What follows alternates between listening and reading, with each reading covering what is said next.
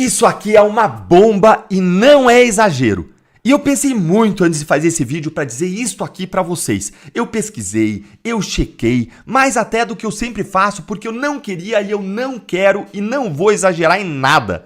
Mas é a verdade, é uma bomba e eu vou provar nesse vídeo. Olha aí. E você, Petecão, por favor, não assine pedido de impeachment do Alexandre de Moraes, porque ele está garantindo a democracia. Quem deveria ter o impeachment são esses deputados e senadores que ficam tentando fazer greve para não permitir que funcione a Câmara e o Senado. Verdadeiros traidores da pátria. O Itamaraty chamou o encarregado de negócios da Embaixada dos Estados Unidos, Gabriel Escobar, para dar explicações sobre uma publicação feita ontem, com críticas ao ministro Alexandre de Moraes e ameaças a quem a embaixada chamou de aliados de Moraes. Escobar foi recebido pelo secretário interino do Itamaraty para a Europa e América do Norte, Flávio Goldman. O governo não se manifestou depois do encontro. Em uma rede social, o ministro Flávio Dino disse que monitorar a atuação de magistrados não está entre as tarefas de uma embaixada. Essa forma dele atacar Jair Bolsonaro, também o filho, isso daí ele já falou outras vezes. Agora, hoje foi uma defesa mais enfática ao ministro Alexandre de Moraes. Isso chama atenção de que forma? Chama atenção porque é completamente inapropriado, né? Falar dessa maneira do Congresso, fazer...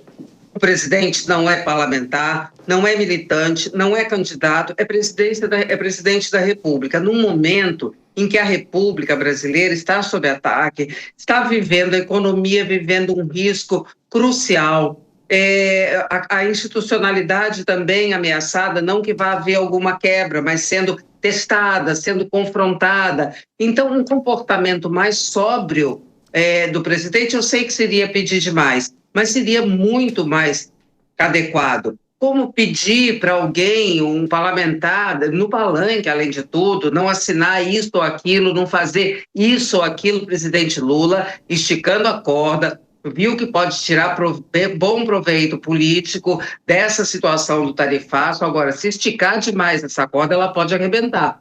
Se as pessoas começarem a rejeitar o uso dessa situação, que é uma situação dramática, e do lugar do presidente se empenhar por resolver, não, ele faz um aproveito palanqueiro, isso está muito evidente, viajando pelo país, agora cada hora no lugar, falando que bem entende, aos gritos, dando lição nesse ou naquele, dizendo o que esse poder pode fazer, ironizando o parlamento, porque nós estamos tratando o que aconteceu essa semana no parlamento, também é de muita seriedade, é de muita gravidade, não é motivo de piada, não é motivo de ironia, não é motivo de lacração, é motivo de um exame detido, primeiro uma condenação, um exame detido do que está acontecendo, e não aos gritos no palanque. Achei profundamente inadequado. O Brasil não está, como país, buscando um caminho do diálogo, do entendimento, do esclarecimento. O Brasil está simplesmente vendo o governo federal utilizar essa ação do governo norte-americano para tentar capitalizar politicamente. E essa é a pior resposta que se pode dar num momento como esse, especialmente porque essas bravatas, esses simbolismos, como a primeira-dama com aquele traje ali, homenagem a Palestina, né, e indiretamente homenageando o Hamas diante da situação que os Estados Unidos se encontra ao lado de Israel, enfrentando um grupo terrorista que destruiu a faixa de Gaza, destruiu o Estado palestino, matou milhares de pessoas, assim como matou milhares de israelenses. Mas o governo brasileiro faz o quê? Acenos a esses terroristas. O governo brasileiro que manda representante festejar posse de um novo ditador do Irã. Governo brasileiro que fica aí pregando o fim do dólar como moeda de referência mundial. Governo brasileiro que vem dando todas as sinalizações que vai entregar o Brasil numa bandeja com uma maçãzinha na boca para a China. Então é óbvio que vai vir resposta dos Estados Unidos. Estados Unidos, diferente do Brasil, que é esse país que fica servindo de bobo da corte internacional, Estados Unidos leva a relação internacional, o comércio internacional a sério. Ou o Brasil se enquadra ou o Brasil será atropelado. não há alternativa a essa decisão que precisa ser feita pelo governo brasileiro. É assustador a incompetência, o descaso da diplomacia e do governo brasileiro em relação às tarifas norte-americanas. Todos os estadistas, primeiros ministros, presidentes, sentaram com o governo americano e negociaram as tarifas. O Brasil foi o único país que até o momento se recusou a negociar e continua explorando a divergência política dos Estados Unidos para tentar ganhar um pouco de popularidade como defensor da soberania nacional. Mas o que afeta o bolso do brasileiro, a vida das empresas no Brasil, é justamente esta incapacidade do governo brasileiro de negociar a redução dessas tarifas. Canhato, nós esperamos aqui no Brasil perder mais de 130 bilhões de reais em exportação para os Estados Unidos. Estamos colocando em risco mais de 110 mil empregos. E pior, ainda corremos um risco dos Estados Unidos aumentarem as tarifas em relação ao Brasil por falta de habilidade negocial. Ou seja, o governo tem de parar de explorar politicamente essa disputa com os Estados Unidos e focar de maneira objetiva e pragmática na discussão com o presidente Trump para reduzirmos as tarifas. O brasileiro não pode ficar pagando a conta das bravatas políticas do presidente da República. Alguns dias atrás, Lula disse em um comício na frente de uma claque que se o Donald Trump estiver trucando, ele vai gritar 6. O que o Lula não sabia é que o Donald Trump acaba de gritar 12 com 4 zaps na mão. Eu não costumo fazer vídeos longos. Talvez esse vai ser um pouco mais longo que o normal, mas eu te peço para que você assista até o final. Você não vai se arrepender. Esta é talvez a maior bomba que o Donald Trump está jogando contra não só Lula, mas contra todo o sistema que se apoderou desse narco-estado que se transformou o Brasil. Veio uma bomba para destruir todo o sistema. Mas antes, eu preciso contextualizar o porquê que o Trump acabou de fazer é uma bomba para o sistema brasileiro. Vamos ver isso aqui, ó. O PT tinha diálogo com nós cabuloso, preso do PCC grampeado. Ao longo da história, ficou inquestionável a aproximação do PT, da esquerda e de facções criminosas do narcotráfico. O PCC sendo uma das principais dela. O PT, o PCC e a morte de Daniel. Segundo Marcos Valério, a aproximação do partido com a organização criminosa começou nos anos 2000. Marcos Valério relata a relação do PT com o PCC. Aí vai, Moraes determina censura a reportagem sobre o suposto elogio de Marcola a Lula. Marcola, o chefe do PCC. E por que eu estou mostrando tudo isso? Por exemplo, visita da dama do tráfico no governo, do Comando Vermelho, o PT indo em áreas completamente dominadas pelo PCC, pelo Comando Vermelho, sem polícia nenhuma. Flávio Dino também entrando em área do Comando Vermelho. Visita do Lula à favela do Moinho, articulado com ONG ligada ao PCC. Por quê que de repente se tornou importante a aproximação do PCC, do PT e do sistema? O PCC hoje não é apenas aquele grupo de pessoas com fuzil na mão em áreas dominadas pelo narcotráfico. O PCC hoje tem advogado, tem procurador, tem deputado federal, deputados estaduais, vereadores, prefeitos, ministros e até mesmo figuras da mais alta cúpula do judiciário brasileiro. O PCC hoje domina o Estado do Brasil. Qual é a relevância disso? Vamos lá. Agora eu trago para vocês isso aqui, ó. Brasil diz aos Estados Unidos não classificar PCC e Comando Vermelho como organizações terroristas. Os Estados Unidos veio aqui para avisar o governo brasileiro que eles estariam, a partir daquele momento, considerando o PCC e o Comando Vermelho como grupos terroristas. Eles passam a ser considerados como grupos terroristas. Qual é a relevância disso? Isso foi uma notícia, você deve ter visto, saiu em toda a imprensa, e aí o governo saiu em defesa do PCC e do Comando Vermelho. Lula mandou emissários falar com o governo americano, implorando para que eles não passassem a considerar o PCC e o Comando Vermelho como grupos terroristas. Por quê? Não é só porque eles são amigos do PCC e do Comando Vermelho. A partir do momento em que o governo americano começa a considerar o PCC e o Comando Vermelho como grupo terroristas, o Donald Trump tem às suas mãos uma artilharia muito mais pesada contra o estamento brasileiro. Falando até mesmo do Pentágono. Então, vou pegar isso aqui para você. O governo de Israel acusa a PCC de usar banco digital e criptomoedas para financiar terrorismo. Depois disso, saiu um relatório do Mossad no Israel mostrando como que o PCC hoje usa fintechs para lavar dinheiro e financiar Hezbollah, Hamas, Houthis, Israel Islâmica, Jihad Islâmica, que são os principais 4 grupos terroristas do mundo hoje. Agora, sai uma notícia que eu quero mostrar para vocês. Essa aqui acabou de sair no The New York Times. Eu vou ler traduzindo para vocês, tá? O presidente Trump assinou uma diretiva secreta no Pentágono para começar a usar a força militar contra certos cartéis de grupo da América Latina, que a sua administração considerou como organizações terroristas de acordo com pessoas próximas ao assunto. A decisão de trazer o exército, o militar americano, para dentro da luta é o passo mais agressivo até agora numa campanha escalada dessa administração contra os cartéis.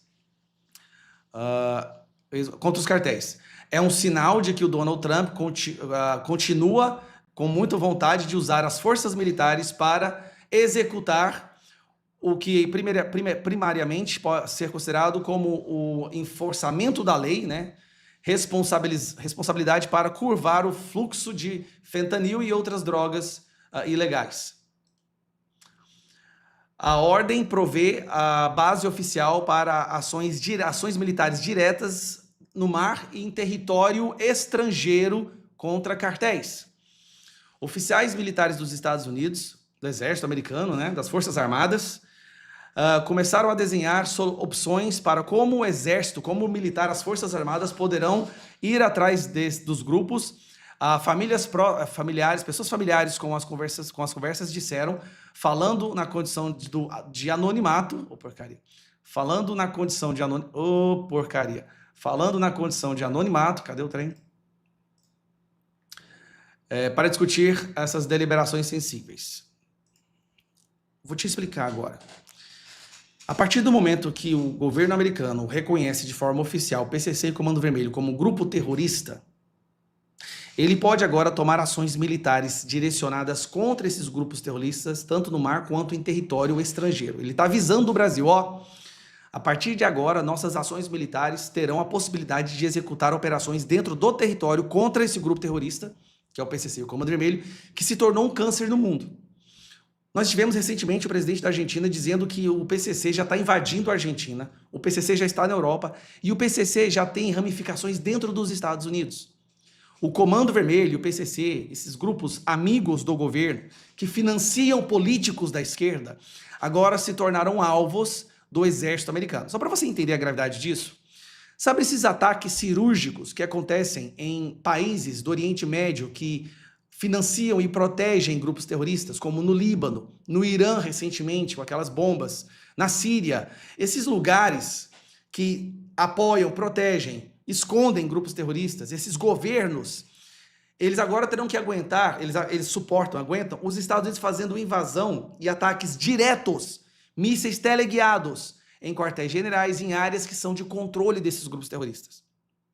Preste atenção, né, no que isso significa, só para você entender por que esse vídeo é mais longo. Essa ordem que o Donald Trump assinou, que agora ele reconhece os grupos, as facções criminosas da América Latina, como o PCC e o Comando Vermelho, como grupos terroristas, dá a ele agora a prerrogativa de mandar ações militares, mísseis teleguiados de precisão cirúrgica, contra agentes do PCC e do Comando Vermelho. Olha, presta atenção nisso. Ele vai agora em cima justamente da base da esquerda, que nós todos sabemos, a esquerda é financiada pelo narcotráfico, né? O Marcola faz declaração de apoio ao Lula, o PCC diz que tem diálogo com a Lula, e tudo isso que eu acabei de mostrar para vocês, né? Tudo isso que eu acabei de mostrar para vocês aqui, não precisa de falar mais. Como que vai fazer? Gente, o PCC tem gente, tem advogado, tem juízes, tem promotores, procuradores, tem deputados federais, tem senadores. O PCC domina o Brasil e agora o PCC arrumou uma briga gigantesca. Donald Trump acabou de gritar 12 e apresentar 4 zaps na mesa. Não tem como. Eu sinceramente, esta notícia hoje é a notícia que está aterrorizando a esquerda brasileira. Eles vão perder o seu principal base de sustentação, que é o narcotráfico, que são as facções criminosas. O que esse pessoal vai fazer agora? Agora nós vamos ter que virar um país igual a Líbia.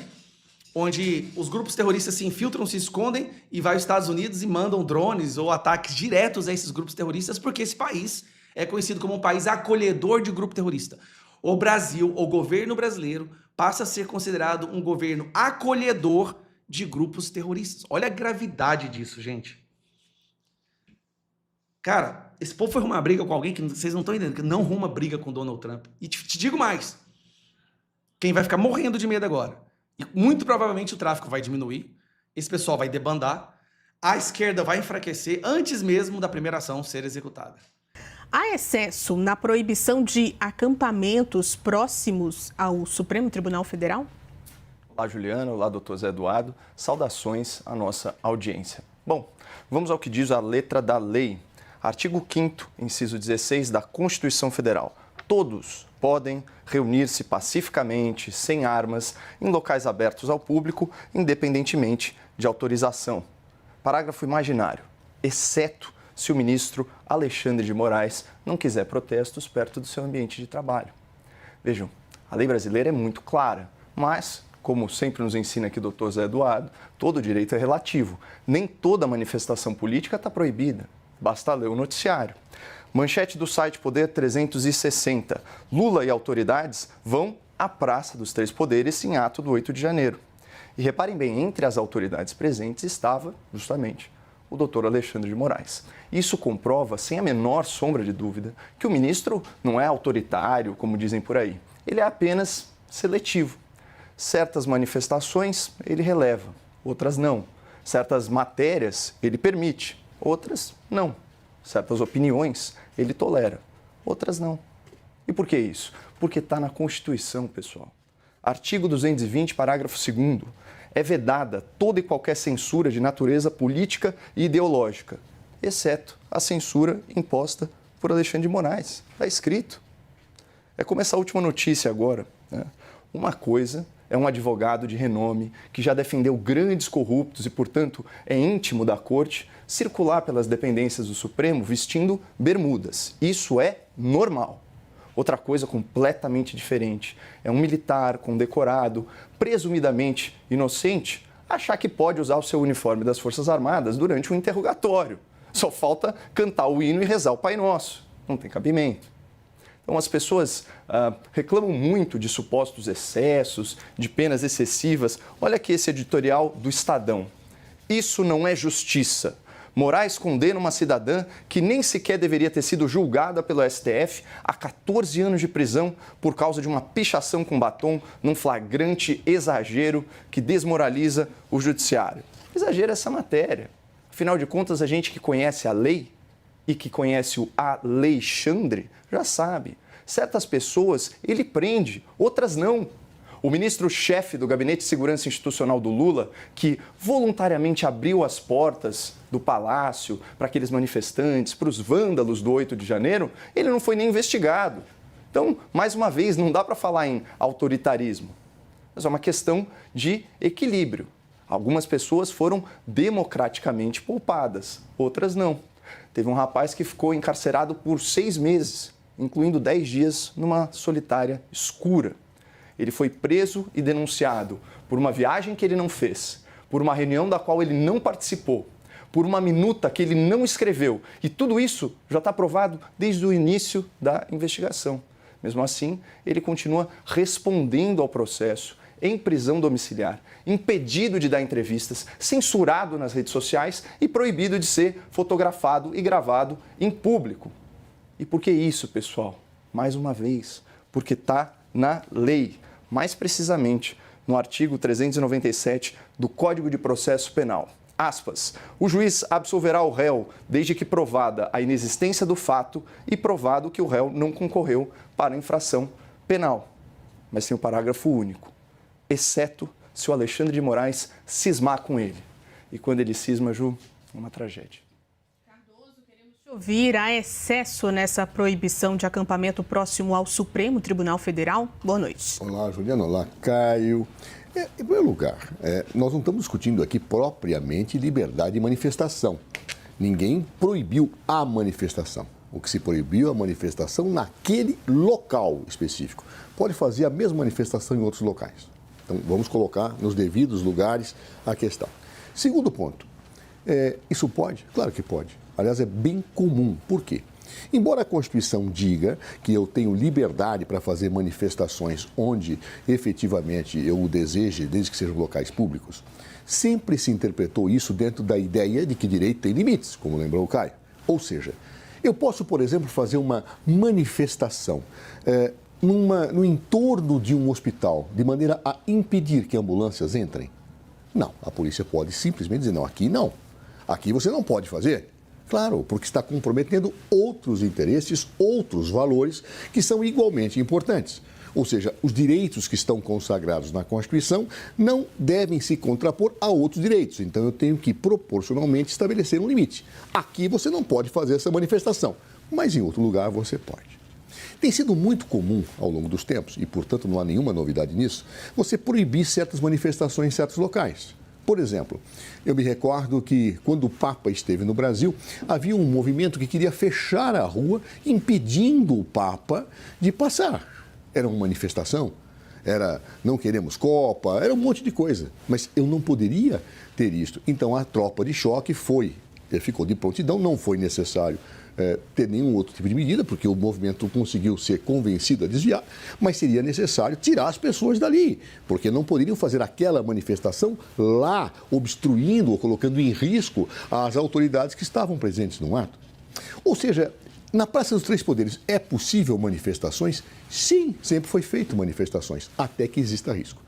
Me lembro, por exemplo, que em 2013 houve uma grande depredação na Praça dos Três Poderes, de 1 milhão de pessoas. O Itamaraty foi quebrado, o Congresso Nacional foi quebrado e, a partir daí, surgiu todo um conjunto de análises de inteligência em relação ao que mais se faria lá.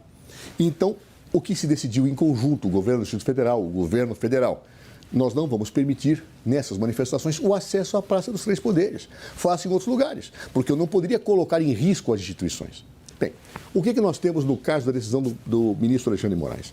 Nós tivemos os acontecimentos do dia 8 de janeiro, nós vimos o que aconteceu. As redes sociais foram detectadas em grande ebulição ou provocação para que fatos como aqueles pudessem eventualmente se repetir em acampamentos e, prudentemente, fazendo o que já foi feito em inúmeras outras oportunidades, o ministro Alexandre de Moraes decidiu, ou não, aqui não, querem acampar em outro lugar, querem se manifestar em outro lugar, aqui não, ou nestes lugares não pode. Isto é absolutamente corriqueiro, comum, e não há nenhuma ofensa à Constituição, porque se efetivamente, e parece que era, havia uma intenção de coagir, pressionar a livre decisão do Supremo Tribunal Federal em relação aos processos do dia 8 de janeiro, ou em relação aos processos que visavam efetivamente implementar um regime ditatorial no Brasil, evidentemente é um direito que está posto. Eu não posso ter liberdade de manifestação em locais que eu atinjo outros valores. Mas poderia ser feita uma outra manifestação ali, por exemplo, para o Dia das Mães? Claro. Isso não traz em risco as instituições. Isso não coloca a risco as instituições democráticas, não coage nenhum ministro.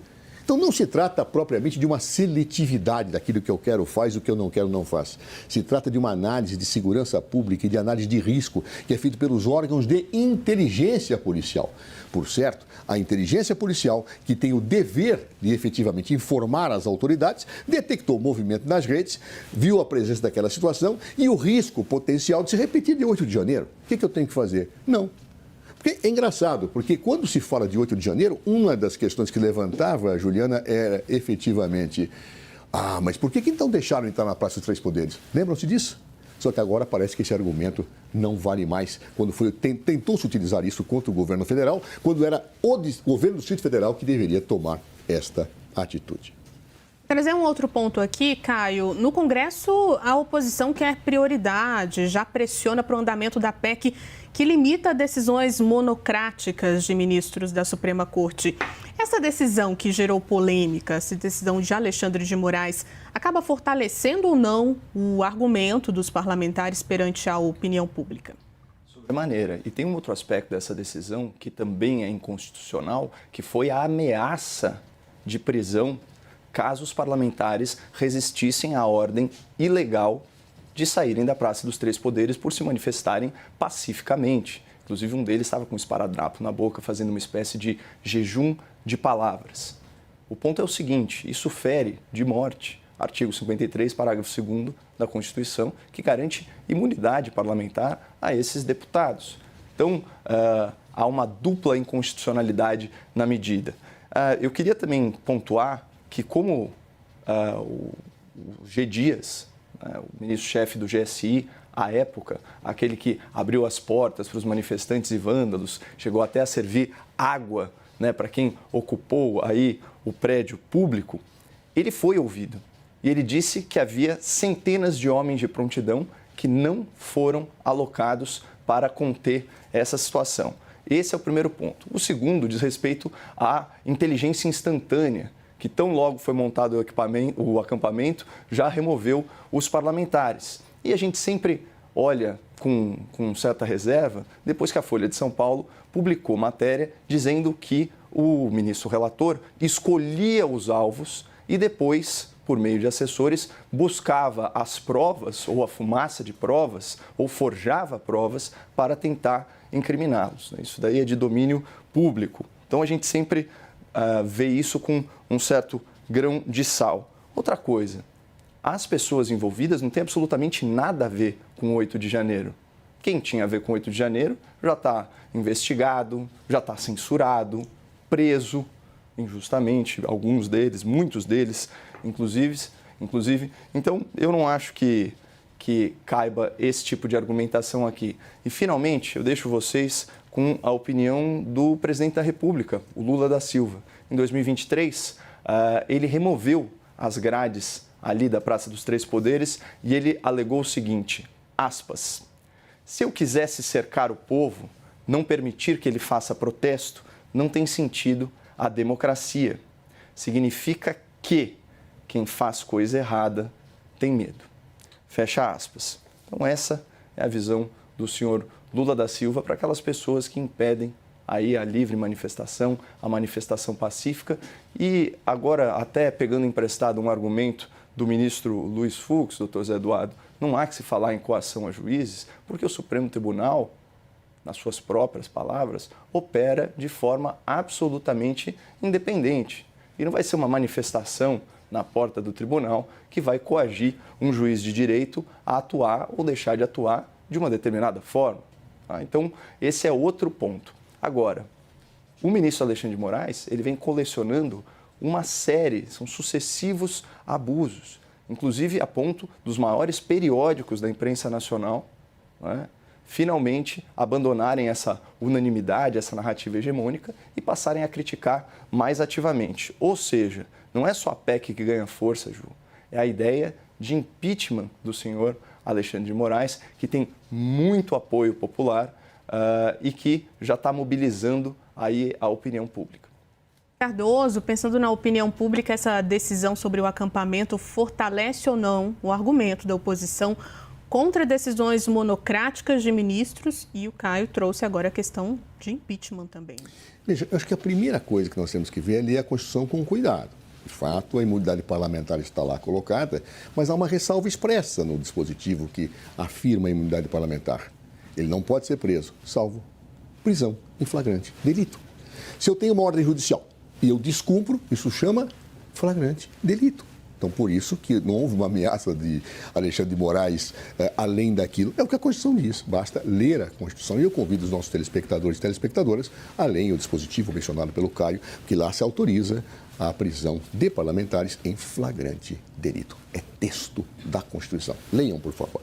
Segundo ponto que eu quero frisar, esse tipo de medida é absolutamente comum. Me vem à memória algo. Jair Bolsonaro, temendo manifestações, ele não permitia o acesso nas vias que levam ao Palácio da Alvorada. Aqueles que foram a Brasília naquela época vão se lembrar que foram colocadas as verdadeiras barreiras.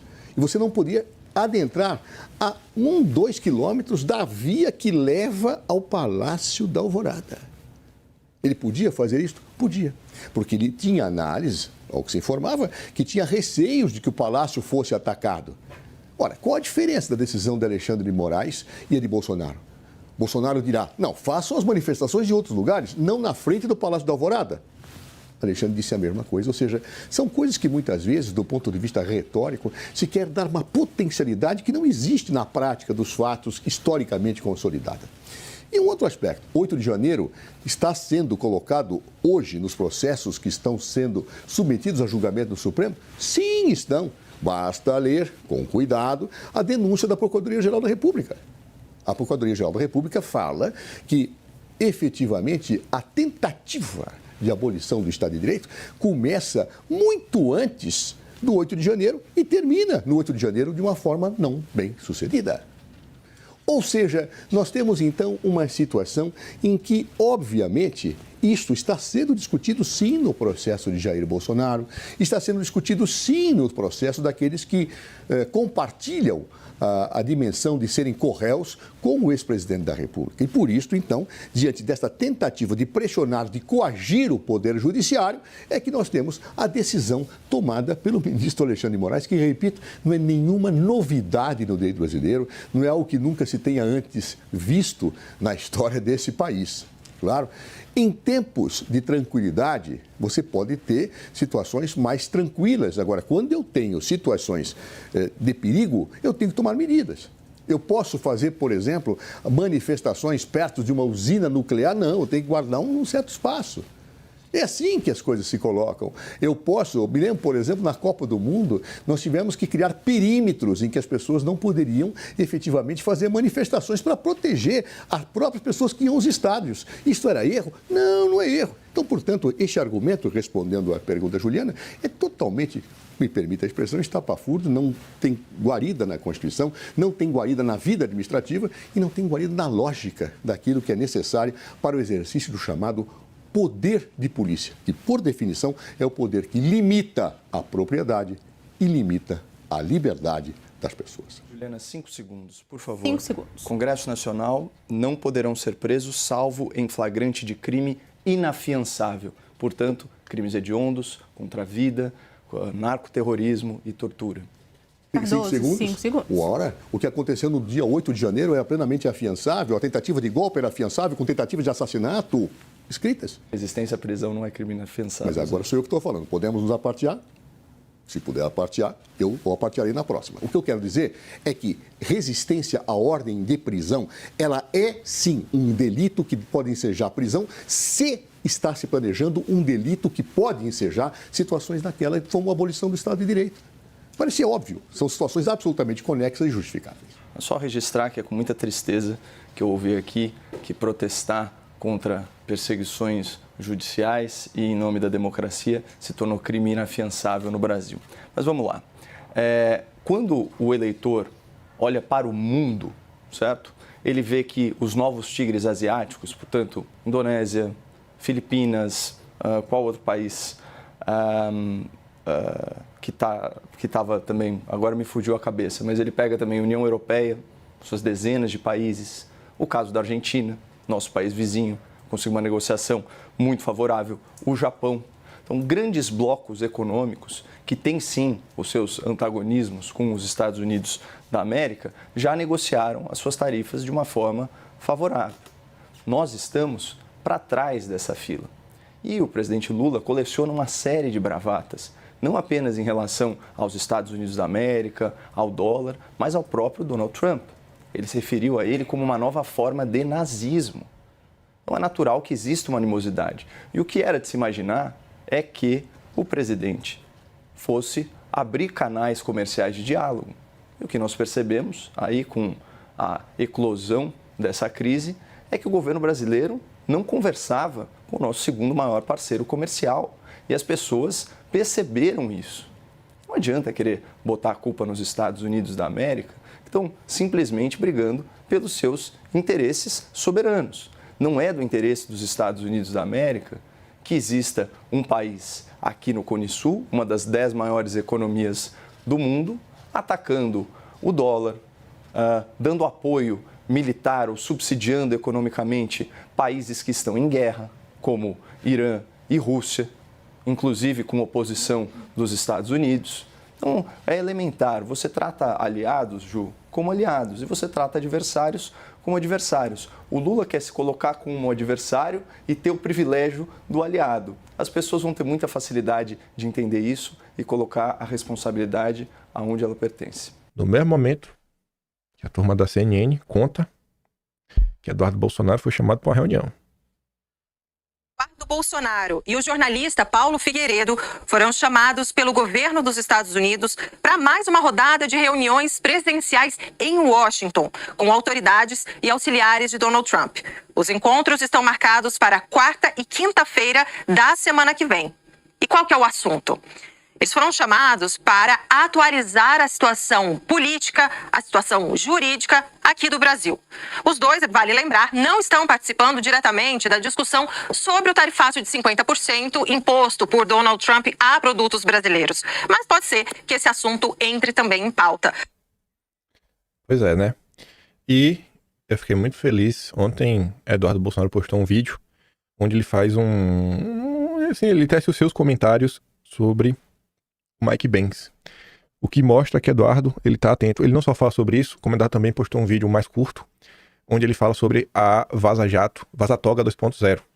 Então, a parte 2, né? Então você vê que Eduardo, ele tá por dentro do que se passa no país. Possivelmente, né? Eduardo vai levar essas informações pra turma lá fora. E eu acho que até a questão da Vaza Toga facilita, que acho que o Schellenberger já escreveu muita coisa em inglês, né? Então já faz muito mais sentido. Você tem um jornalista americano comentando sobre o assunto. Vamos ver, né? Vamos ver. Não acho que o pessoal vai sair da reunião já batendo martelo, que a coisa não funciona assim, né, gente? Mas eu acho que talvez... Tô falando como quem tá observando de longe. Como quem tá observando de longe, pensando como funcionam reuniões. Então, se você tem coisa 2 dias, não faz sentido você chegar, ter uma reunião na quarta, começa a falar algumas coisas, sabendo que vai se encontrar também na quinta, e você já sai na quarta-feira já tem uma decisão. Eu acho que não faz sentido. Na quinta, ainda acho improvável. Eu acho que o pessoal deve conversar, deve amadurecer. Normalmente ocorre nas empresas. Aí na outra semana, talvez... Quem sabe aí tenhamos uma semana muito movimentada, muito aquecida. Ontem saíram algumas coisas curiosas também que envolvem forças armadas, não brasileiras, mas americanas. A Veja deu destaque dizendo, Trump deu ordem secreta para exército usar força militar contra cartéis na América Latina. E o Trump tá falando aí do Maduro. E o Trump aumentou a recompensa para quem falar onde que o Maduro tá. Aí você já vê aqui no subtítulo, ó, a decisão do Trump cria uma base oficial para a possibilidade de operações militares diretas em solo estrangeiro. Ele basicamente criou um arcabouço jurídico que permite operações que o pessoal desejar. Tá ali, ó. A decisão cria uma base oficial para a possibilidade de operações militares diretas em solo estrangeiro. Autoridades militares dos Estados Unidos, segundo o The New York Times, já começaram a elaborar opções sobre como os militares poderiam perseguir os grupos. Qualquer ação levanta questões legais, sobretudo em relação, né, a tirar a vida de cidadãos de outros países por forças americanas. Olha lá, soberania. Soberania para defender os cartéis, né? Falando de um do Brasil aí.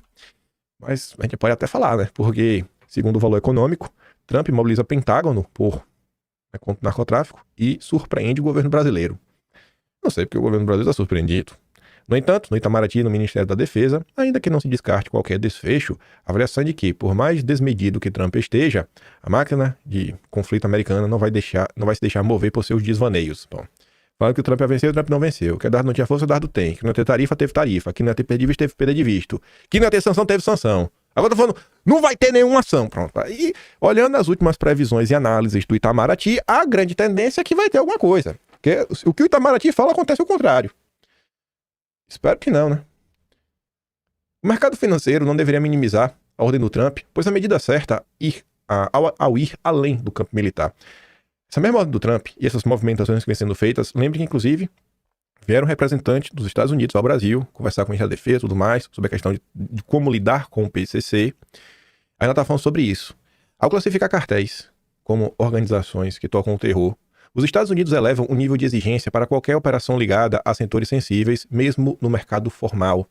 Isso pode alcançar bancos, fundos, exportadores, cadeias logísticas, com algum grau de exposição a fluxos suspeitos. Pode significar triagem mais rigorosa, cruzamento de dados com listas de sanção, bloqueios preventivos e exigência de auditorias e rastreabilidade. Vou pegar esse final, que dá para entender muito bem. Exigência de auditorias e rastreabilidade. Pensa o seguinte, o governo americano via esses grupos como simplesmente criminosos. Agora vê realmente como organizações que tocam terror. Aí o que é que ele pensa? Olha, o Brasil, antigamente, quando alguém, sei lá, comprava ou vendia algum produto, quando saía lá do Porto de Santos, a gente dizia só algumas notas fiscais. Agora, além dessas notas fiscais, a gente vai querer uma certa espécie de due diligence. O cara vai ter que provar que a mercadoria que ele está vendendo veio de determinado lugar que é legal. Pensa naquela lei europeia que o agro brasileiro tem que provar que a carne não está vindo de áreas desmatadas. Então, isso pode acontecer. O que, querendo ou não, já começa a encarecer, né, toda a cadeia logística e no final do dia o próprio mercado brasileiro fica menos competitivo, porque fica mais caro para você exportar, fora a questão das tarifas. Então, a partir do momento que você começa a apontar que determinados países possuem organizações que atuam à revelia da lei e que precisa pegar duro com eles, todo o arcabouço, né, de leis e tratos e coisas entre um país e outro pode começar a ficar, né, muito mais rigoroso. E, por exemplo, falando da turma do mercado, né, eles não deveriam achar que isso é brincadeira. É uma pressão legítima sobre a rede econômica que dá suporte a essas organizações. A própria imprensa brasileira comentou, acho que agora, nesse mês de agosto, se não foi no final do mês de julho, quanto dinheiro do PCC, por exemplo, foi movimentado por fintechs. PCC Comando Vermelho. Aí você pode aumentar, né, a rigorosidade desse dinheiro, o rigor. O efeito menos óbvio está na cadeia de suporte. Portos, terminais e operadores logísticos associados a rotas de maior risco podem ter seguros e fretes reprecificados ou negados. Além disso, fundos e seguradoras estrangeiras podem redesenhar carteiras para evitar setores sujeitos a maior escrutínio, provocando saídas silenciosas de capital sem que haja uma única sanção formal. Não tem nenhum tipo de sanção no Brasil nem nada, nenhuma punição.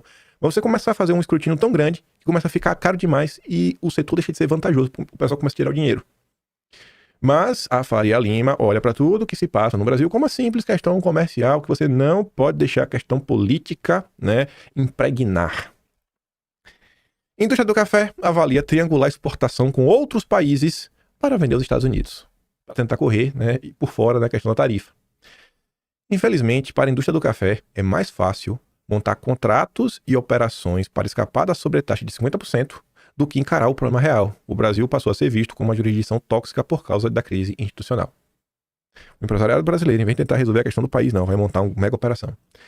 Isso pode até garantir vendas no curto prazo, mas não muda a leitura de risco lá fora. Pelo contrário, reforça a impressão de que o país prefere inventar atalhos comerciais em vez de resolver o que tirou a confiança dos parceiros. Caso o setor privado não admita que instabilidade política e insegurança jurídica pesam no custo de acesso a mercados estratégicos, vai continuar gastando tempo e dinheiro para contornar um problema que só cresce. Enfim, vamos ver o que essa semana, né, nos aguarda. Possivelmente, né? Mas eu não sei, porque em julho saiu a notícia falando que o ideal era não comentar muito dos pormenores, mas sempre acaba tendo uma fofoquinha, né? O que a gente pode esperar dessa reunião que deve ter quarta e quinta-feira de Eduardo e Paulo Figueiredo com os americanos. Mas vamos lá. Gente, ontem começaram a sair mais algumas notícias, mais ou menos assim. Aqui não fala da anistia, fala apenas da questão do foro privilegiado. E a Globo, André Sadi, foi lá atrás dos bastidores e fala o seguinte: Mota vai abraçar acordo costurado com Lira para mudança de foro privilegiado, dizem aliados. E a anistia? O início do acordo vai cumprir, e o acordo total? Não sei. Aí o Hugo Mota teve na CNN ontem e andou falando assim umas coisas que são curiosas. Não acho que vale a pena encher o coração de esperança nem nada. Mas você vê, ó, a CNN, Hugo diz que sentimento é que penas do 8 de janeiro são exageradas. O presidente da Câmara disse que não tem ambiente para anistiar crimes graves, como planejamento para tirar a vida das autoridades. Tá. A Era diz, vá. Ele acha que as penas são exageradas e a casa não tem ambiente para anistiar crimes graves. Não tem por que o presidente da casa, né? Não tem por que, porque o presidente da casa é fraco. Por outro lado também, ele estava lá conversando e falou o seguinte, né? Veja a chamada da CNN. Ataque de 8 de janeiro não foi feito de forma organizada. Foi baderna. E ele vai dar essa pergunta quando a jornalista faz questão de reforçar. Para você, foi golpe?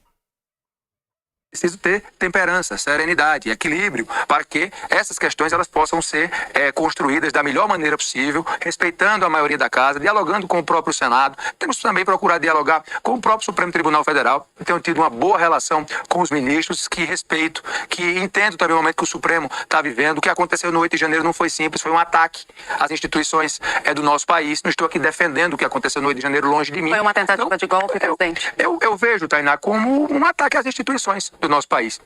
Não acho que foi feito de forma organizada, mas foi uma grande baderna. As instituições foram atacadas, foram destruídas, e isso não pode se repetir.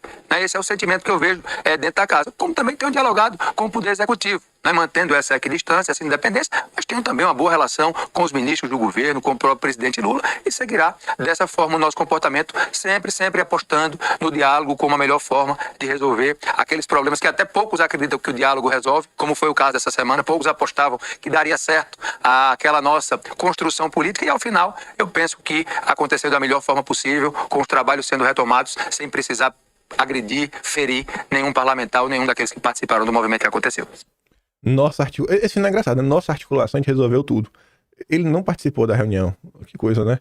Você vê que esse cara, ele realmente tem um ego meio elevado. Ele faz meio questão de falar que foi ele, mas não foi ele, né? Beleza.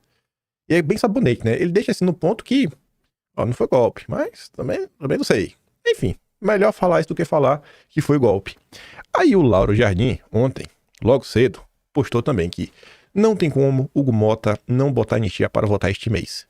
Aí ele fala que no entendimento desses líderes, Mota não poderá ser contrário ao que desejam os líderes dos partidos que formam a maioria da casa. Esses líderes são do PL, da Federação União Brasil PP, mas não só. Não só, a imprensa tinha comentado, né, que, por exemplo, o próprio PSD do Kassab que teria apoiado o Antônio Brito, teria dado a palavra. E um deputado influente do PL. A anistia não morreu. Já temos mais de 300 votos para aprovar uma anistia ampla, geral e restrita. Já temos a maioria. Não tem como Hugo Mota não botar para votar. Temos que observar primeiro a votação do foro privilegiado. Eu não acho que a anistia irá ser pautada antes de realmente a questão do foro privilegiado já estar pautada e sancionada. Porque do lado de lá, né, o judiciário, segundo a imprensa, pretende acelerar. Ai de quem falar de anistia nesse país. E ontem também a revista Oeste publicou esta nota, que vai na contramão do que tinha dito para o Estadão. Tanto que a revista dá destaque disso, né? O Alcolumbre tinha dito para o Estadão que nem se tiver 81 assinaturas, ele pautaria o impeachment. Aí agora, ele diz que pode analisar. Depois de intensas negociações entre parlamentares, Alcolumbre disse nessa sexta que pode analisar o pedido de impeachment. A declaração ao G1 atenua sua posição anterior totalmente contrária a debater o impeachment. E aí, vai ou não vai? Foro privilegiado, eu acho que vai. Aí passa na Câmara, depois vai ter que ir pro Senado. Vamos ver como é que vai ser no Senado, mas eu também acho que passa. Aí depois vai pra mão do Lula. O Lula tem que meio que sancionar ou vetar. Se o Lula vetar, aí depois tem que ter aquela reunião do Congresso para derrubar os vetos. Eu não tenho muita fé de você ter... vamos voltar aqui o foro privilegiado dessa semana e semana que vem já anistia. Eu não boto muita fé nisso, não. Não tenho esse otimismo mesmo. Eu acho que se o foro privilegiado é necessário para tirar a espada da cabeça, do pescoço dos deputados, ele realmente tem que estar aprovado, tem que estar valendo. Isso não vai acontecer em uma semana, né? Ainda que se aprove tudo na segunda-feira, tudo na terça-feira, se vote na terça, o Senado aprove na terça, vai para a mão do Lula, e aí? Quanto tempo vai levar a população? Na Lula tem 15 dias. Aí se o Lula não sancionar, acho que meio que automaticamente é sancionado. Se o Lula vetar, aí tem que marcar a reunião. Então, não, eu acho difícil. Meu achismo, em 2 semanas, eu acho difícil, mas vamos ver. Ontem saiu uma notícia no Estadão que falava assim, Hugo Mota decide indicar afastamento de 5 deputados por até 6 meses por causa de motim. É uma palavra, né? Palavra mágica, motim. Segundo o Nicolas, essa notícia era mentirosa. Hugo acaba de me informar que essa matéria não procede. Na verdade, todos os envolvidos, incluindo a petista que me agrediu, vão para a corregedoria para análise da conduta de todos. Que pode ser aquele negócio, né? Manda pra lá, deixa lá na corregedoria, vai empurrando com a barriga, depois finge que não aconteceu. Essa informação do Nicolas é reforçada pela Folha de São Paulo. Mota adia a decisão, manda para a corregedoria denúncias contra bolsonaristas amotinados. O motim, mais uma vez o motim. Somente após a análise do órgão, o mês irá decidir se sugere o afastamento dos parlamentares. Vamos ver. Vai rolar ou não vai? Não faço a mínima ideia. Sobre essa questão do motim, toda aquela confusão, eu não tinha visto isso daqui antes. E que maravilhoso. O Igor Gadelha, do Metrópolis, resgatou essa linda imagem, onde você pode ver claramente a Luísa Erundina do PSOL, o Glauber Braga do PSOL, o João Willis do PSOL, segurando cartazes. Dentre eles, esse cartaz aqui. Não sei se vocês conseguem ler, porque ele tá meio distorcido a imagem. Mas eu já falo que tá nele.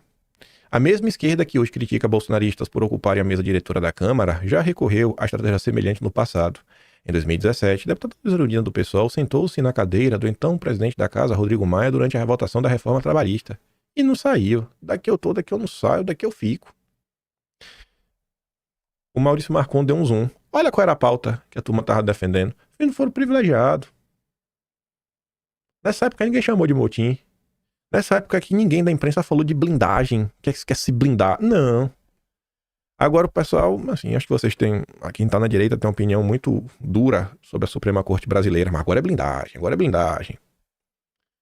O deputado Maurício Marcon disse, na última ocupação feita pela esquerda, foram várias, a deputada Luiza Erundina grava um cartaz pedindo fim do foro privilegiado, pauta que está prestes a ser votada na casa. Vamos ver como a esquerda vai se posicionar a respeito, já que agora tem no judiciário seu método para governar e achincalhar parlamentares oposicionistas. Sabe a questão do foro privilegiado? A imprensa já está lidando que isso é uma manobra para livrar Bolsonaro. Mas independente disso, a matéria é curiosa. Saiu na Globo ontem.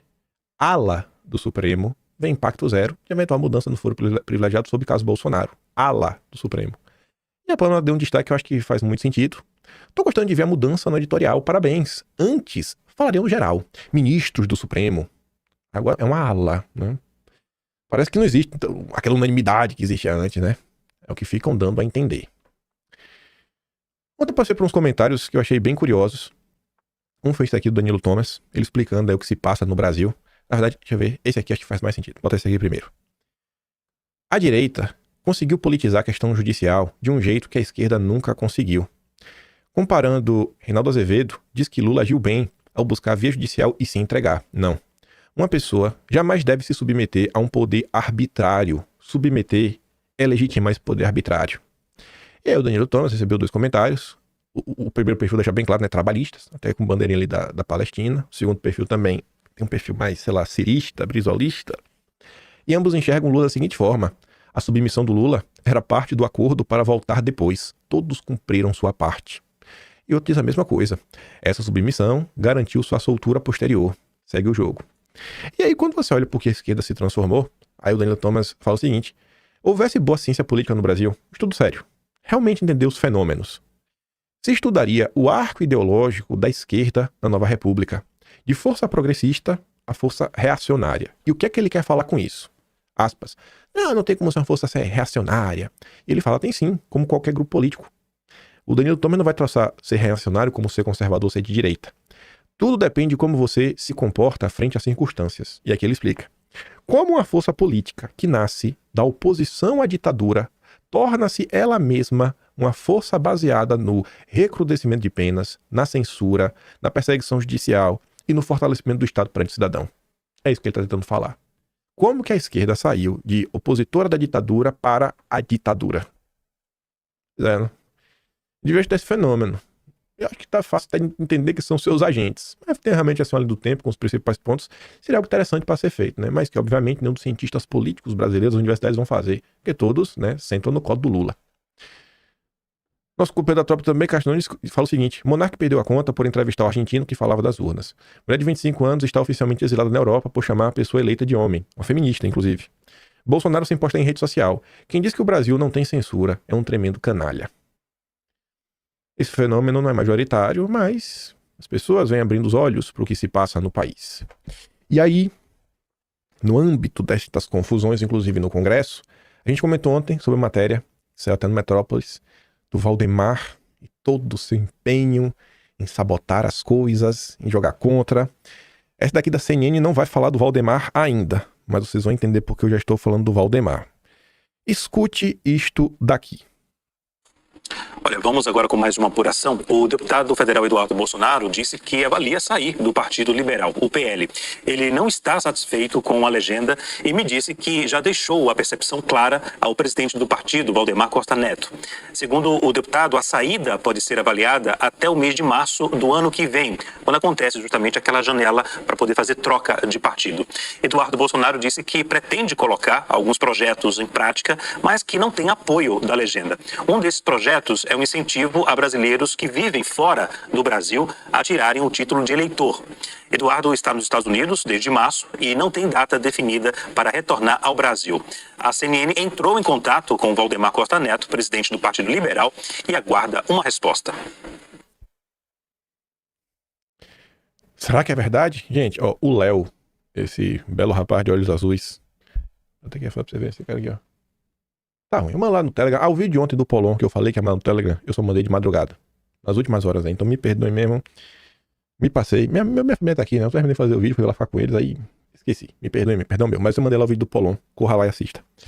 Assim, o Léo é o cara da direita lá na CNN. Tanto que a maior parte do tempo que Bolsonaro consegue entrevistas pra CNN é pro Léo, Leonardo Magalhães. Então, eu acho que ele realmente conversou com o Eduardo Bolsonaro. Tanto que, aí vocês vão entender porque eu falei do Valdemar e da questão da notícia do Metrópolis, que a gente comentou no vídeo ontem. Eduardo Bolsonaro, que deu entrevista para a Bela Megali, anteontem. Eduardo Bolsonaro se irrita com Valdemar e consolida plano de deixar o PL. Saiu mais um portal. Eu gostei dessa nota. E até já vocês vão entender porque eu gostei. Eduardo consolidou seu plano de deixar o PL até 2026. E mais, o deputado federal pretende estimular a saída de parlamentares bolsonaristas da sigla para outras legendas e esvaziar o partido. O motivo central é insatisfação com o Valdemar Costa Neto. O último episódio da descontentamento em relação com a paralisação da Câmara e do Senado pela bancada bolsonarista. Chegou a Eduardo a informação que Valdemar era contra a medida. O site Metrópolis, a gente comentou isso ontem, publicou uma reportagem destacando que Valdemar não concordou com a estratégia de impedir o funcionamento das duas casas. Aliados, Eduardo faz a leitura de que Valdemar faz jogo duplo com a família Bolsonaro, com gestos públicos a favor, mas nos bastidores, trabalhando contra eles. A avaliação do filho do ex-presidente é que Valdemar tem interesse em ver Bolsonaro fraco e até preso. Por quê? Porque Bolsonaro ficaria muito mais dependente do PL e ficaria muito mais difícil tomar decisões independentes. Isso daqui talvez seja a parte mais importante de toda a matéria. Eu não gostei dessa matéria porque Eduardo vai sair do PL, não vai sair. Mas, gente, é o que eu falo pra vocês. Se coloque como ser humano na posição de Bolsonaro. Cara, por mais forte que você seja, é difícil você não ficar suscetível a algum tipo de pressão. É todo mundo falando que tu vai se lascar, que tu vai se dar mal, que tu tem que fazer alguma coisa, que tu não pode errar, que você tem que escolher o candidato certo, que se você não escolher o candidato certo, o Lula vai vencer e mais do que tu vai ficar preso para sempre, que tu pode até morrer na prisão. Tu já pensou que é dormir e acordar com uma enxurrada de gente falando isso? E quando são pessoas diferentes, tu começa a ficar na dúvida aí. Será que essas... Porque até todo mundo também tá ao redor, todo mundo fica preocupado. Quando tua mãe tá doente, quando teu pai tá doente, tu fica 100% frio calculista? Ou tu começa a ficar preocupado? Aquela coisa que, se fosse contigo, tu respirava 2 vezes antes de pensar em comprar. Mas dentro da situação, fala, cara, não, compra aí, vai, compra aí, porque meu pai... É assim que acontece. Então, eu não acho que Eduardo tá errado ao pensar isso, não. Pro PL, pro Valdemar, quanto mais emparedado o Bolsonaro tiver, quanto menos margem de manobra Bolsonaro tiver, melhor pro Valdemar. Que aí tudo ele pode ficar fazendo terror psicológico, né? Ah, Bolsonaro, e vai lá e tentar influenciar no rumo das coisas. E aí a matéria continua. Essa parte aí, essa aqui foi a que eu mais gostei, né? Aquela é a mais importante, mas essa que eu mais gostei. Eduardo tem acompanhado os passos de Valdemar, assim como de quem? Dudu da Lima, aliado de primeira hora do Manda-Chuva, o miserável, o sabotador oficial da República. Eduardo atribui à dupla parte do material contra ele que foi disseminado nas redes sociais. Fora o que é pautado na própria imprensa, né? Aliados de Bolsonaro, todas aquelas notas, né? Gente, aquelas notas criticando Eduardo, né? Em torno do PL, cúpula do PL, lideranças do PL. Quem é que pauta a imprensa? Duda Lima conseguiu descolar pra ele. Quando ele quer, ele leva Valdemar da Globo News. Quando ele quer, ele mesmo é entrevistado na CNN. Quando ele quer, ele mesmo é entrevistado no Roda Viva. Por que o Duda Lima não faz isso pela direita? Pelos parlamentares do PL? Porque não quer. Porque a única coisa que o Valdemar e o Duda Lima querem dos bolsonaristas são os votos. E acabou. Esse é o Duda Lima. Ele botou a coleirinha no Valdemar. Outro pessoal até fez um meme disso, adorei. Aliás, de Valdemar afirmam que a aparição do Congresso não é uma forma de atuação que o presidente do partido está acostumado. Mas alegam que ele respeitou a decisão da bancada e depois elogiou a atuação publicamente. É filho bonito, todo mundo quer ser o pai, né, Valdemar? Ao ler a notícia, Valdemar relatou a assessores, não chegou nada aqui. Quanta bobagem, referindo-se às queixas de Eduardo. Chegou nada. Nenhuma queixa, Valdemar. Eita, Valdemar que tá mentiroso, hein? Esse Valdemar é mentiroso demais, meu Deus do céu. Mas vamos lá. Vamos falar de tretas e confusões. Não é nem pra colocar isso aqui. Esqueci totalmente. Isso aqui era pra estar no tema mais à frente. Mas, já que já tá aqui, sequência de eventos. Sai nota que Bolsonaro pode não apoiar Tarcísio e o governo Trump está melhor do Bolsonaro para a rodada de reuniões em Washington, a fim de atualizar a situação política e jurídica do Brasil. Parece que o recado de Trump é claro. Quer Bolsonaro elegível. Seria isso? Que era pra estar lá atrás, né? Enfim, mas vamos lá. Eu evito. Tinha tanto assunto pra gente comentar, mas tem horas que não dá pra entrar nas tretinhas. Ainda mais quando são tretinhas requentadas. O Mão Mole voltou nas últimas horas ao lado da sua companheira Angélica. essa grande dupla dinâmica, que agora estão competindo com a Patrícia Leles para ver quem é que distorce mais a realidade. Lá foram ele resgatar mais uma vez, requentar mais uma vez a história onde eu estaria apoiando Hugo Mota e mais. Agora eles me ameaçam que vão me dar exposit. Mostrar quem me paga, quem está por trás de mim. E cobrando por coisas que eu já fiz, como sempre. Aquele padrão, você não vai falar sobre isso? Né? Dos bandidos que te pagam? Da prisão da Polícia Federal? Eu falei, minha nossa, de novo essa história. Ai, gente, será que dá uma canseira algumas coisas? A turma de sempre, né? Quem não sabe quem é, o senhor Flávio Azambuja, nome artístico Flávio Morgenstern. Pelo que me consta, trabalhava na Oeste, não sei se está mais, não acompanha a Revista Oeste, sei que ele é apenas um vassalo do Jairo Leal, que é o dono verdadeiro da Revista Oeste, que é a editora Abril, e a senhorita Angélica, Paula Schmidt, está lá no Poder 360. Mesma narrativa enchendo o saco, como sempre. Para vocês entenderem a canseira que é isso. Em março de 2025, tá até no Atlas. Olha lá, o mesmo cara com o mesmo print. E na época, sendo refutado pelo próprio povo. Deixa eu mostrar isso aqui pra vocês. Vocês vão entender que não é a treta pela treta. Ai, Jesus, viu? Que canseira. Cadê? Começa aqui. Olha lá. Não adianta reclamar do Hugo Mota se você não cobra jornalista. Que só faltou comparar Marco Aurélio, Thomas Jefferson e Platão. Tá falando de mim. É jornalista entre aspas. Aí o Du falava, 21 de março. Vocês são a prova que esta geração vive na fantasia e se recusa a encarar a realidade. Ninguém elogiou Hugo Mota. O voto nele foi para conseguir espaço parlamentar. Sem o PL, né, ele já estava eleito. Mas as crianças histéricas não querem aceitar a realidade. Mimados. Aí, olha essa postagem. O mais importante, olha a data. 11 de fevereiro. Já tinha 10 dias, gente. A eleição foi 1º de fevereiro. Já tinha passado a eleição. O que é que tinha acontecido naquele momento para eu escrever? Eu quero olhar para o Brasil em 2040 e falar, Hugo Mota foi o maior presidente da Câmara que esse país já teve. Num momento tão sensível, ele olhou para a dor de diversas famílias e lutou com empenho para nenhum brasileiro sofrer penas desproporcionais. Entre para a história. Um desejo, né? Por que eu tuitava isso? Aí o cara respondia, nossa, Flávio, você é um erudito, mas errou miseravelmente na interpretação desse texto. Ele não elogiou o Mota, ele está torcendo, tendo esperança que ele faça algo em favor da anistia. Mas por rancor e para atacar, você está deixando de lado sua maior competência e intelectualidade. Eu acho que vocês superestimam, gente, pessoas na direita que dizem que leem livros. A pessoa cita 2, 3, você, olha essa grande mente. Grande mente pelo quê, senhor? Ai, meu Deus, velho. Aí lá, ó. Fato é fato e você vive na mentira, por ser lobotomizado por propaganda todo dia. Vai lá, fica assistindo print e se achar informado. Só nunca questione os interesses por trás. Sempre os interesses. Quem me paga? Quem me financia, hein? Mas me prometeram que agora vai. Ah, um extra, né? Isso que eu já falei certa vez, repito. O Flávio Azambuja, certa vez falando comigo, não por telefone, né? Conversando. Falou que eu seria processado. Ele saiu espalhando nos diversos grupos de WhatsApp da direita que eu falei que mulheres são cadelas. O grande comentarista da Revista Oeste. Vocês acham isso bacana, gente? Você acha que isso aí é assim, não é luta de boxe? Você acha que esse é um soco normal, é um jab ou é um golpe baixo? Você acha que é justo esse tipo de luta? Mas é o que a direita faz contra mim. Mas eu não posso reclamar, né? Porque senão eu divido a direita. Eu tô até agora esperando esse processo que eu ia tomar, viu? Tô até agora esperando. O mão mole tá demais. Aí o Du falou, irmão, se quer fazer uma denúncia contra o Kim, tudo bem, irmão. Traz argumento aí e prova, né? Fala aí quais são esses interesses por trás. Mas nesse print que você compartilhou, ele não elogiou o Mota, e você sabe disso. Se você não apresentar provas e ficar atacando e espantar, ele tá parecendo perseguição, né? E melindre. Já que você é cego, faça-me um favor também não me enxergue. Beleza. Aí só pra vocês verem na época, né? Do que será que se tratava, velho? O meu tweet na época. Ó, você vê aqui a postagem, né? 21 de março, vou até atualizar. Quem sabe faz ao vivo, atualiza aí, deixa eu tentar carregar, pronto, carregou. Aqui tá a postagem do Du, né? Rebatendo ele. Aí na época, ó, a desonestidade intelectual é uma estratégia da esquerda. Os alunos do Olavo aprenderam bem a lição, colocando na prática. Quando o ser humano se considera tão inteligente que se torna um imbecil. Não é elogio de admiração, seu energúmeno, é um incentivo, apelar para que o cara reflita. Deixa eu ver. Não é muito difícil separar um elogio de um desejo de boa gestão. Olha isso, ó. Eu nem sou fã do Kim, nem assisto ele diariamente, mas PQP, bicho. É por conta de desonestidade assim e de gente como você que eu fico do lado dele. Esse comentário aqui do Eduardo é exatamente o que me motivou a fazer aquele tweet. Olha a data da postagem, cara. Até eu parabenizei o Hugo Mota, depois dele dizer que não houve golpe. Dias antes, o Hugo Mota deu entrevista para uma rádio, falando que o Rio de Janeiro não foi golpe. É apenas uma postagem reforçando. Tá entendendo? E agora a turma requentou. Requentou. Quem requentou foi a Angélica. A Angélica veio requentar. A Angélica tá demais.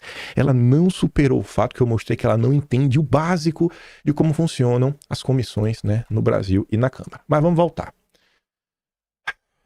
Curiosamente, a Angélica e o Flávio Morgenstern boletam juntos na Bright Minds. R$3.000 o curso, pra você ficar super inteligente.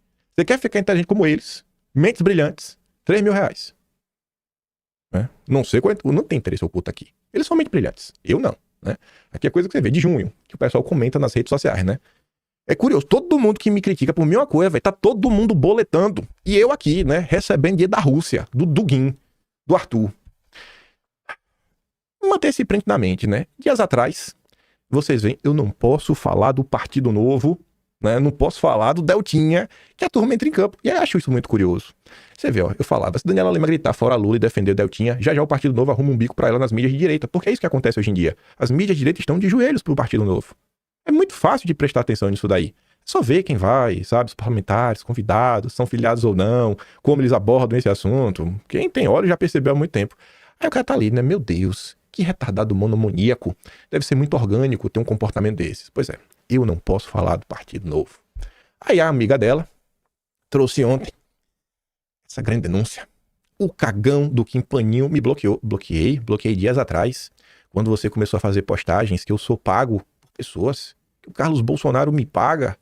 Cara, eu não quero conversa com uma pessoa dessa, porque se tem uma coisa que eu deixo em vídeo bem claro, é que eu só tenho um critério, um único critério para eu poder conversar com uma pessoa ou não. Se a pessoa defende perseguição, a pessoa nunca será minha amiga, nunca terei relacionamento. É isso, cara. É muito simples. Essa é a tese do gabinete do ódio. Tá? É o Carlos Bolsonaro que me paga, é o Arthur que me paga, são forças escusas que me pagam, quem é que me paga? Aí ela coloca aqui, né, o Arthur, uma matéria que saiu na época na Globo, o cagão bloqueou, mas quem tiver acesso, por favor, pergunta se ele já fez dossiê sobre esse caso da Postales, especificamente sobre Gilmar Mendes, dossiê sobre gente morta é fácil, quero ver ter colhões pra falar de quem é vivo. Bom, tem vários dossiês sobre o Deltan Dallagnol, o Sérgio Moro, o pessoal do judiciário que você mama, Angélica. Aí vem o grande juiz Marcelo Bretas, da Lava Jato. Conheço a fundo esse caso, talvez por isso o jovem aqui se refere a mim com alguma aspereza, enfim, ossos do ofício. E o Arthur entra em campo. O alvo aqui, ó, o bandido do Arthur. Oi, Bretas. Será um prazer, irmão, ter você nesse debate. Embora Arthur chamou balão. E aí? Independente de eu, será que eu já fiz ou não dossiê sobre isso, Arthur se colocou à disposição. Falou que, inclusive, a Paula Schmidt pode levar o Bretas. E aí? Será que eles têm medo de questionar o bandido? Tá lá o grande juiz Bretas. Vai enfiar o dedo na cara. Ele que conhece tão bem esse caso. Vai lá, Bretas. Você conhece a fundo o caso. Desmascarem o Arthur para o Brasil. Ele já se colocou à disposição. Aí, veja só. Felipe Trielli, lá do Quinto. Paula, Arthur se prontificou a contar a história da perseguição que o levou à prisão. E sobre a qual ele já falou publicamente algumas vezes. No próprio Quinto Elemento e no podcast Café Brasil com o Luciano Pires. É como você pega uma matéria do Guilherme Amado sobre o Felipe Martins como prova do crime. Não sei se você lembra, mas quando falamos sobre isso pessoalmente, eu falei pra você aqui na cozinha do estúdio, porque não sei se vocês sabem, né? A Paula Schmidt já participou de entrevistas no Quinto Elemento, já entrevistou o Arthur, né? Já teve outros eventos com ele, mas acho que ela não sabia que o Arthur era bandido, né? Ela descobriu que o Arthur era bandido nas últimas horas. Eu falei pra você aqui na cozinha que o Arthur daria uma entrevista exclusiva e com toda a liberdade de perguntar o que você quisesse. Ele mesmo me confirmou isso.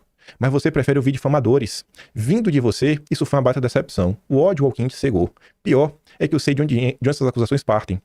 Do grupo do churrasqueiro, onde o Mão Mole tá lá. É do mesmo lugar de sempre. Ala intergaláctica da direita. Mais uma vez insisto, faça a sua investigação, ao invés de dar ouvidos a invejosos e difamadores. E o Arthur reforça, a hora que ela quiser. Ela quer fazer na Revista Oeste? Chama aí. Do Poder 360. Qualquer lugar, irmão. A bancada que ela quiser. Vamos ver se tem jornalismo nisso. Tá aí. Aos meus grandes difamadores, a pessoa se colocou na pista, não fugiu da sabatina de vocês, falou qualquer pergunta, leve o Bretas, leve o Deltan também junto, vê se o cara é bandido.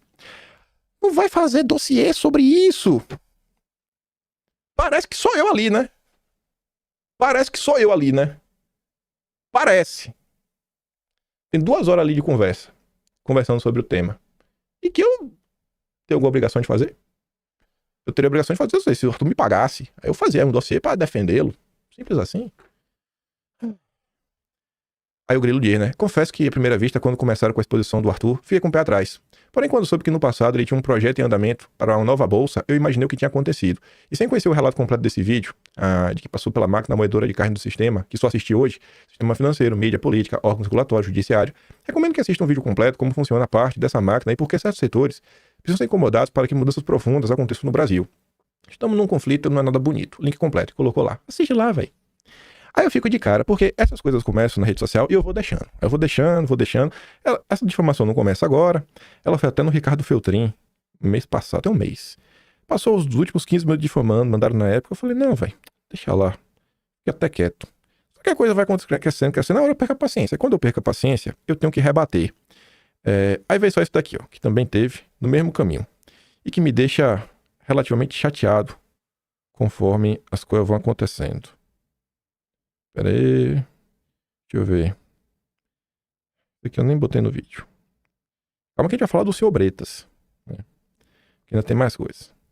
Temos que falar do bandido Paulo Figueiredo. Paulo Figueiredo também é um bandido. Tem que ser preso também, Paulo Figueiredo. Mais coisas daqui, ó. Acho que a voz vocês vão reconhecer. Que é a jornalista Paula Schmidt, da revista Oeste. Paula Schmidt não é do Oeste. Ela é do Poder. Eu X, quando quem passou o sabão sobre a posição do membro do Partido Novo, não posicionava abertamente contra a prisão de Bolsonaro. Não vi. Eu vi. Eu acompanhei, tô acompanhando de perto o que a Paula cobrou. Ela cobrou o dossiê sobre o Arthur... Qual é o nome dele? Ira? Não. Arthur Machado, que é o dono do Quinto Elemento. Será que Arthur é o dono do Quinto Elemento mesmo? Primeira pergunta, Alan. O dossiê... Tem aí um bate-papo bem grande que a gente fala de muitas coisas. Vocês entendem? Então, assim, a galera vai mentindo. Não, tô acompanhando de perto. Tá acompanhando de perto mesmo, Alan? Pô, cara. Ai, é duro, viu? Porque isso não é a primeira vez que eu falo desse assunto. E, assim, não é querendo ser arrogante, não. Eu tenho mais de 1.600.000 seguidores no Twitter. Meu canal não é pequeno. Então, assim, tratar as coisas como se fossem coisas tão pequenas, tudo mais, como se ninguém tivesse acesso a mim nem nada, até pra perguntar no passado diversas vezes. E algumas pessoas, eu mesmo já tinha falado, cara, assiste esse vídeo aí, velho. Conheça um pouco da história, conheça algumas coisas que já aconteceram no passado. A turma, assim, tem uma coisa, sabe? Não sei, mano, o que vocês têm contra mim? Eu não vou baixar a cabeça pro Partido Novo. Eu não quero o dinheiro do Partido Novo. Eu quero o dinheiro do Putin, do Dugin, que é que me financia. Sou um infiltrado da KGB. Essa aqui, velho. Essa aqui, pelo que me consta, é a Angélica. Ó, Angélica, ó o Arthur aqui do lado. Rapaz, mas que coisa, né? Nessa época aqui o Arthur não era bandido. Talvez era bandido. Ela devia ter ligado pra polícia aqui nesse momento. Tu entende o que acontece nessa direita brasileira? Mas o bandido sou eu. Eu que sou o bandido. Mas vamos voltar aqui, ó. E ontem foram várias postagens marcando ela, falando: sabatine o Arthur, leve o Deltan, leve o Sérgio Moro, leve o Bleco, todo mundo aí da Lava Jato, que é pra desmascarar ele de vez. Aí eu fiquei assim, né? Talvez seja por isso que o Kim se refere a mim com alguma aspereza. Bom, aí eu fui olhar, né, o que eu já falei aí do seu Bretas. E aí eu encontrei duas postagens minhas. Coloquei assim, talvez eu tenha falado mais sobre ele. Mas comentários que eu deixei no vídeo, no perfil do Bretas, um agora de 8 de julho e outro de 14 de julho. Eu falei, e aí, Bretas, vai vir como candidato pelo Novo? Aí incomodou, né? Eita, eu perguntei se ia ser candidato, revelei o plano, não podia, né? E depois eu falei, irmão, e o que fala do depoimento forjado, hein, Bretas? Queria muito ouvi-lo sobre seus amigos. Esse caso aí que todo mundo varre para debaixo do tapete. Esse caso aí é nível Vaza-Toga 3.0. É Vaza-Toga 4.0. Modo Super Saiyajin. Ninguém fala desse caso, cara. É surreal como a direita, capacho do Partido Novo, varre isso para debaixo do tapete. É surreal. Surreal, né? Será que é porque essa Érica Marena, que leva lá no governo Bolsonaro, lá do COAF e outras confusões? Boa pergunta, né? Mas eu falo do Bretas. A gente fala também do Arthur dessas tretas e da direita brasileira. 3 de junho desse ano agora. Bretas já foi o maioral do Rio, mandava e desmandava. Agia à margem da lei e achava que estava acima dela. Todos os jornais levantavam a sua bola. Hoje está aí escanteado. O fim do Alexandre de Moraes será muito pior. Aí o Paulo Figueiredo compartilhava. CNJ decide punir Bretas com aposentadoria compulsória e tudo mais. Lembrando que o Paulo Figueiredo também foi preso, né? É um bandido igual Arthur. Aí a Liv Viegas disse, Bretas poderia ser um belo senador. Aí o Paulo Figueiredo, meu Deus, o Brasil tá lascado. E eu compartilho da opinião do Paulo Figueiredo. Aí vejam só isso aqui. Vejam como são as coisas, né? 2 pesos e 2 medidas. Você só é perseguido neste país se você apoia o Partido Novo. Se não, você é bandido. Se você tá do lado do Novo, você é do bem. Se você tá contra o Partido Novo, você é do mal. Escute aqui o Paulo Figueiredo falando sobre o caso dele, de quando ele foi preso. O hotel teve um bolo enorme. Chegou em 2016, o Trump foi eleito presidente. E não teve rombo enorme nenhum. O que aconteceu foi que, no meio do caminho, o Ministério Público, do doutor Marcelo Bretas, na época era o juiz do caso, o Ministério Público do Rio de Janeiro, os bandidos do Ministério Público Federal do Rio de Janeiro e o bandido Marcelo Bretas, juiz do Rio de Janeiro, decidiram congelar os ativos do empreendimento. E com isso, sem as contas bancárias podendo operar, o empreendimento simplesmente não conseguia funcionar. Passaram-se anos, todo mundo descobriu que o Marcelo Bretas era um bandido, ele acabou sendo... Se eu sou áspero a falar do Marcelo Bretas, o Paulo Figueiredo, que chama ele de bandido, é o quê? Meu Deus do céu! Marcelo Bretas, eu discordo dele, viu, Marcelo? Acho que você é um homem, eu nunca chamei disso. Eu só quero saber os seus planos para as eleições de 2026. Retirado da posição de juiz e agora está sendo retirado da OAB, mas os danos causados por ele ao empreendimento nunca foram plenamente recuperados, porque você imagina, você não consegue pagar os credores, porque suas contas bancárias estão bloqueadas, você não consegue fazer investimento, na época tiveram dificuldade de fechar uma nova bandeira, e essa é uma história importante que seja passada limpa agora.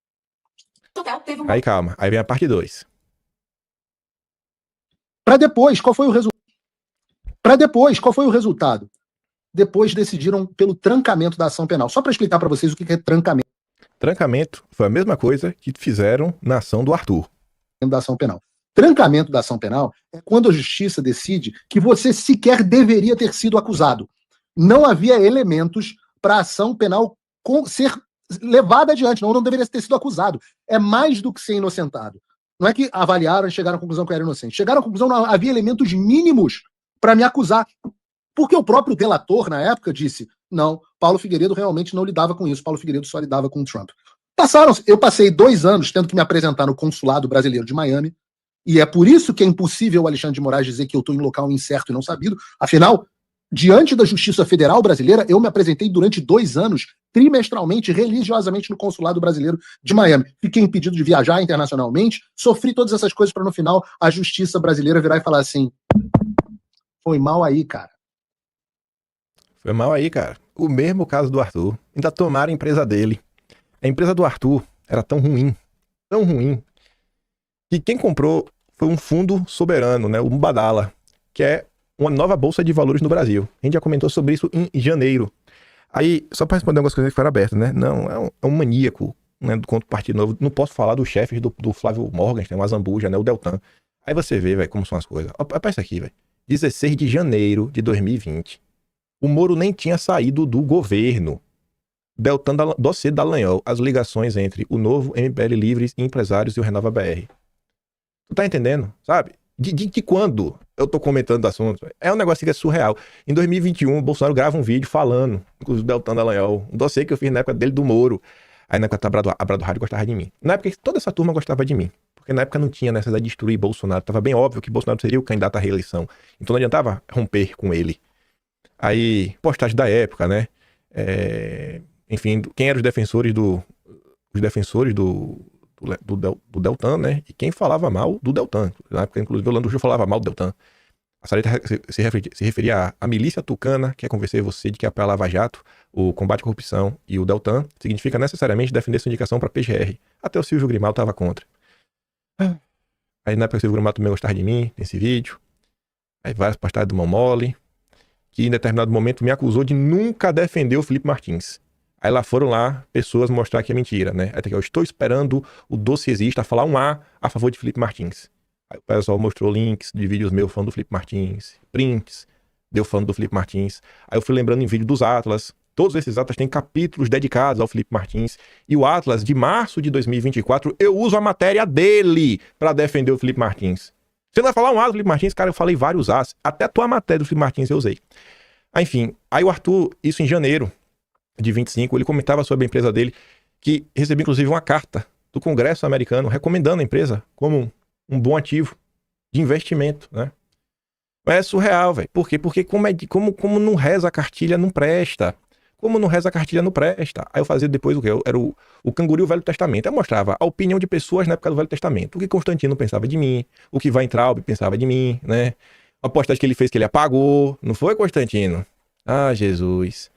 Aí a Renata Barreto passando vergonha. Esse debate aqui é humilhante, que ela passa lá com Elia Jabor, não sabe me ideia quem era o Hamilton, falou que é no musical dele.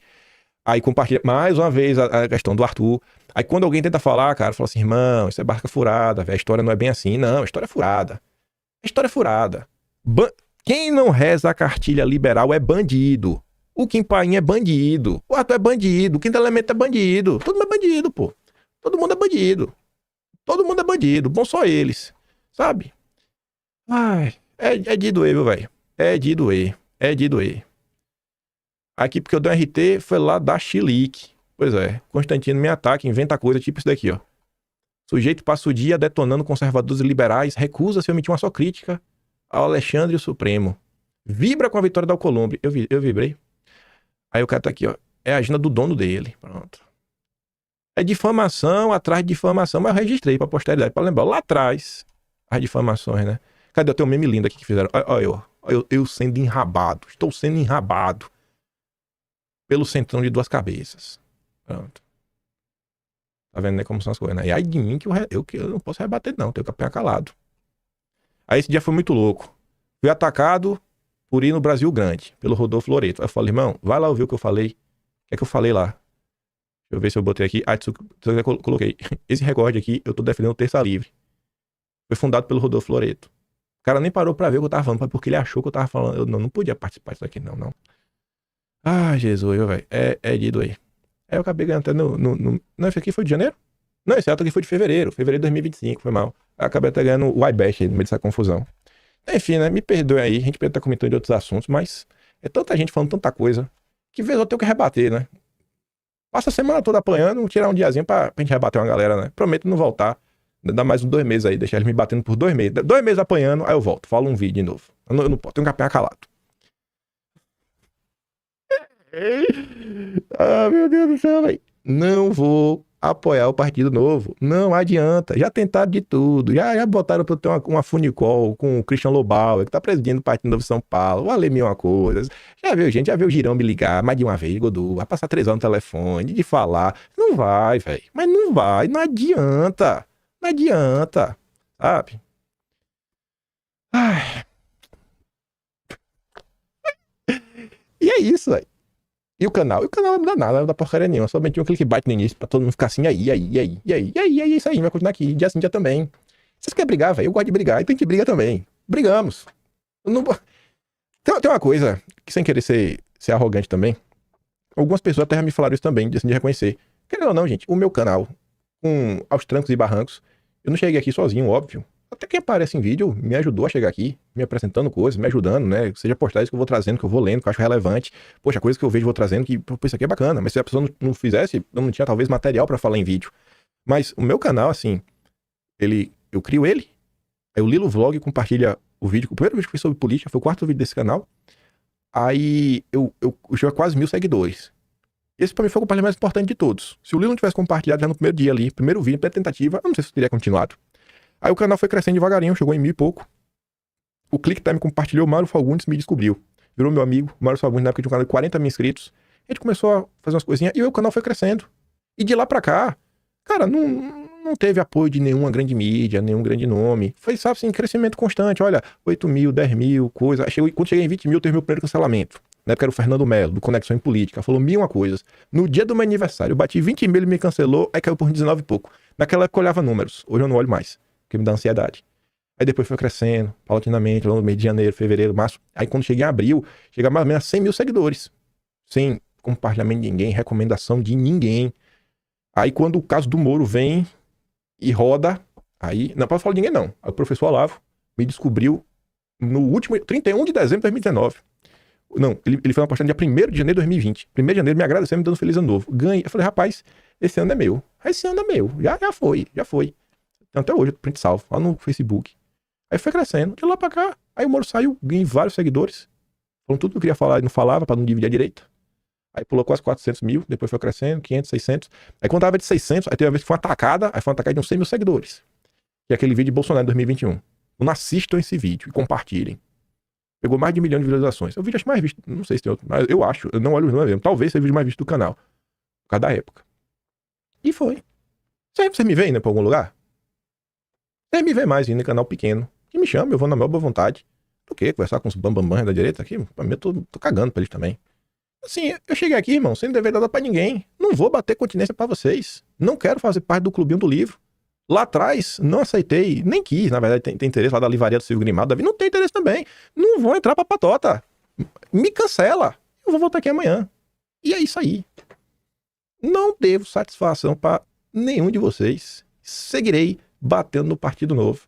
E aí, se você acha que eu sou bandido do mar, vai lá, dá expose, entra com processo e chama lá o Arthur, pô. Chama pra entrevista. O cara já se colocou na mesa. Não, ele não escolhe quem que vai sabatiná-lo. Chama aí. Vocês têm convicção que ele é bandido? Aproveita e chama o Paulo Figueiredo também. Chama logo os dois, bota logo os dois na cadeia de novo.